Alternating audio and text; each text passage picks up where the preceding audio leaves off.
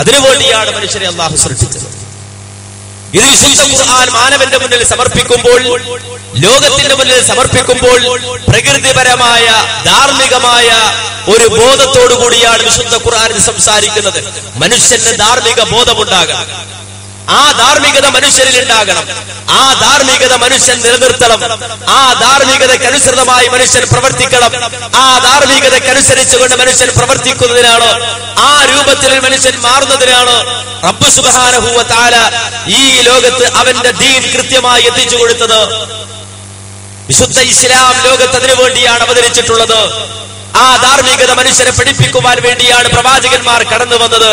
ഈ ലോകത്ത് ജീവിക്കുന്ന മനുഷ്യൻ തന്റെ റബ്ബിനോട് കാണിക്കേണ്ട ധർമ്മം എന്താണ്, ഈ ആകാശഭൂമണ്ഡലങ്ങളെ സൃഷ്ടിച്ചു തന്ന റബ്ബ് സുബ്ഹാനഹു വ തആലയോട് ഒരു മനുഷ്യൻ കാട്ടേണ്ട നന്ദി എങ്ങനെ എന്ന് പഠിപ്പിക്കാനാണ് ലോകത്ത് പ്രവാചകന്മാർ കടന്നു വന്നത്. എന്നാൽ മനുഷ്യനെ സംബന്ധിച്ചിടത്തോളം ഈ രംഗത്ത് മനുഷ്യൻ കൈകടത്താൻ തുടങ്ങി. ഒരിക്കലും മനുഷ്യന് കൈകടത്താൻ കഴിയാത്തൊരു മേഖലയിൽ മനുഷ്യൻ കൈകടത്തി. അതാണ് ഇപ്പോഴുണ്ടാകുന്ന പ്രശ്നങ്ങൾക്കെല്ലാം അടിസ്ഥാനപരമായ കാരണം. ഒരിക്കലും ഭൗതിക ലോകത്ത് ജീവിക്കുന്ന മനുഷ്യൻ അവന്റെ സ്വന്തം ബുദ്ധി ഉപയോഗിച്ചുകൊണ്ട് നേടിയെടുക്കാൻ കഴിയാത്ത കുറെ കാര്യങ്ങൾ, അവന്റെ സ്വന്തം അനുമാനങ്ങൾക്കനുസൃതമായി നേടിയെടുക്കാൻ കഴിയാത്ത കുറെ കാര്യങ്ങൾ, ആ കാര്യങ്ങൾക്ക് മനുഷ്യൻ വിധേയനാണ്. എല്ലാവരും അത് സമ്മതിക്കും. ലോകത്തുള്ള മുഴുവൻ ആളുകളും അതിന് സമ്മതിക്കും. മനുഷ്യൻ അപ്രാപ്യമായ ഒരുപാട് മേഖലകൾ ഈ ലോകത്തുണ്ട്. മനുഷ്യൻ നിസ്സഹായകനായി നിൽക്കുന്ന ഒരുപാട് മേഖലകൾ ഈ ലോകത്തുണ്ട്. മനുഷ്യനൊരിക്കലും കണ്ടെത്താൻ കഴിയാത്ത, അവന്റെ പഞ്ചേന്ദ്രിയങ്ങൾ പരാജയപ്പെടുന്ന ഒരുപാട് കാര്യങ്ങൾ ഈ ലോകത്തുണ്ട്. ആ രൂപത്തിൽ മനുഷ്യന്റെ പഞ്ചേന്ദ്രിയങ്ങളും മനുഷ്യന്റെ വിദ്യാഭ്യാസവും മനുഷ്യന്റെ ബുദ്ധിയും പരാജയപ്പെടുന്ന മേഖലയാണ് ധാർമ്മികത എന്നത്. ധാർമ്മികത ഒരിക്കലും ഒരു മനുഷ്യന്റെ ബുദ്ധി കൊണ്ട് കണ്ടെത്തുക സാധ്യമല്ല. ധർമാധർമ്മങ്ങൾ ഒരു മനുഷ്യന് സ്വയം തീരുമാനിക്കാൻ കഴിയില്ല. മതതത്വങ്ങൾ ഒരു മനുഷ്യന്റെ സ്വന്തം ബുദ്ധി കൊണ്ട് കണ്ടെത്തുക സാധ്യമല്ല. മതതത്വങ്ങൾ ഒരിക്കലും ഭൗതികമായ ശാസ്ത്ര പുരോഗതി കൊണ്ട് മനുഷ്യന് നേടിയെടുക്കാൻ കഴിയില്ല. നേരെ മറിച്ച് ധർമാധർമ്മങ്ങൾ റബ്ബ് സുബ്ഹാനഹു വ തആല മനുഷ്യനെ സൃഷ്ടിച്ച നാഥൻ, ആ സൃഷ്ടിച്ച നാഥൻ ഈ ലോകത്തിന് സമർപ്പിക്കേണ്ടതാണ്. അല്ലാഹു സുബ്ഹാനഹു വ തആല ഈ ലോകത്തെ പഠിപ്പിക്കേണ്ടതാണ്. ഭൗതികമായി മനുഷ്യനെ അംഗീകരിക്കും. ഭൗതികമായ ഒരു മനുഷ്യൻ തന്റെ ജീവിതത്തിൽ പല മേഖലകളിലും ഈ തത്വം അംഗീകരിക്കുന്നുണ്ട്. ഒരു കമ്പനിയിൽ ഒരു വസ്തു നിർമ്മിച്ചാൽ, ഒരു ഉപകരണം നിർമ്മിച്ചാൽ, ആ കമ്പനി ആ ഉപകരണം തന്റെ മുന്നിലുള്ള ഉപഭോക്താക്കൾക്ക് മുന്നിൽ സമർപ്പിക്കുമ്പോൾ ആ ഉപകരണം എങ്ങനെ ഉപയോഗിക്കണമെന്ന കാറ്റലോഗ് ആ കമ്പനി തന്നെ നൽകാറുണ്ട്. എന്തിനാണ് കാറ്റലോഗ് നൽകുന്നത്? ആ നിർമ്മാതാവിന്, ആ കമ്പനിക്ക് മാത്രമാണ് എങ്ങനെയാണ് ആ വസ്തു ഉപയോഗിക്കേണ്ടത് എന്നതിനെ സംബന്ധിച്ച് വിശദീകരിക്കാൻ കഴിയുക. അതുകൊണ്ട് തന്നെ എത്ര കറണ്ട് വേണം, എങ്ങനെയാണത് ഉപയോഗിക്കേണ്ടത്, എന്താണ് അതിന്റെ ഉപയോഗം, അതുപോലെ തന്നെ അതിന്റെ സ്വിച്ചുകൾ എന്തൊക്കെയാണ്, ആ സ്വിച്ചുകളുടെ ഉപയോഗങ്ങൾ എന്തൊക്കെയാണ്, ആ കമ്പനി വിശദീകരിക്കുന്നു. അതുകൊണ്ട് തന്നെ ഒരു ഉപകരണം ഒരു മനുഷ്യൻ വാങ്ങുമ്പോ ആ ഉപകരണത്തോടൊപ്പം അതിന്റെ കാറ്റലോഗ് കൂടി മനുഷ്യൻ കരസ്ഥമാക്കും. എങ്ങനെ അത് ഉപയോഗിക്കണം അത് കമ്പനി പറയും.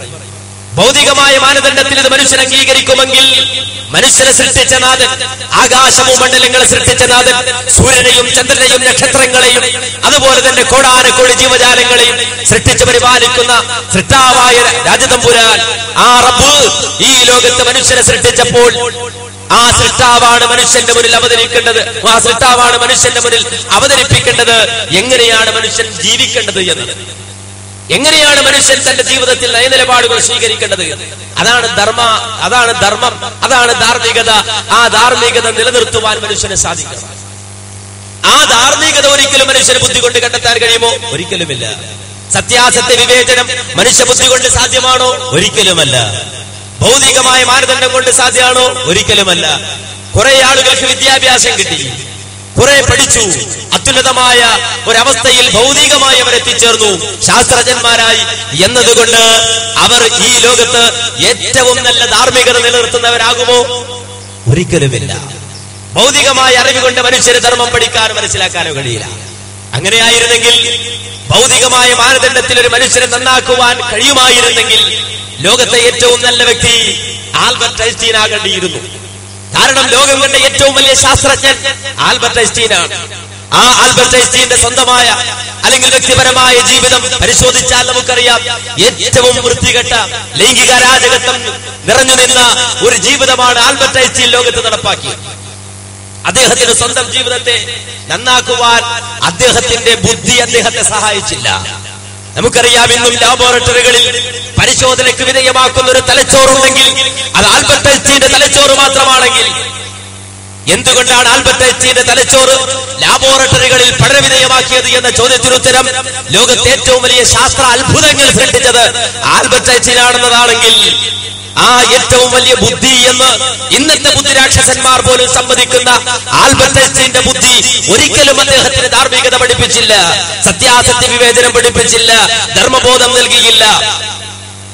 എന്തിനു പോകണം, എന്തിനു കൂടുതൽ ചിന്തിക്കണം? നമുക്കറിയാമെന്ന് ഏറ്റവും അധികം വിദ്യാഭ്യാസമുള്ള ശാസ്ത്ര പുരോഗതിയുള്ള അമേരിക്കയിലാണ് ഏറ്റവും കൂടുതൽ അരാജകത്വം നടക്കുന്നത്, ഏറ്റവും കൂടുതൽ വ്യഭിചാരം, ഏറ്റവും കൂടുതൽ കൊലപാതകങ്ങൾ, ഏറ്റവും വലിയ സൈബർ സെക്സുകൾ ഇന്ന് ലോകത്ത് നടക്കുന്നത് നമുക്കറിയാം അമേരിക്കയിലാണ്. എല്ലാ കൊള്ളരുതായ്മകളിലും ഒന്നാം സ്ഥാനം അമേരിക്കക്കാണെങ്കിൽ എന്തുകൊണ്ട് കൊള്ളരുതായ്മകളുടെ കാര്യത്തിൽ അമേരിക്കക്ക് ഒന്നാം സ്ഥാനം കിട്ടി? വിദ്യാഭ്യാസമില്ലാത്തത് കൊണ്ടാണോ? അല്ല. ശാസ്ത്ര പുരോഗതി ഇല്ലാത്തത് കൊണ്ടാണോ? അല്ല. നേരെ മറിച്ച് ധാർമ്മികത എന്ന് പഠിക്കാൻ അവർക്ക് കഴിഞ്ഞില്ല, മനസ്സിലാക്കാൻ അവർക്ക് കഴിഞ്ഞില്ല.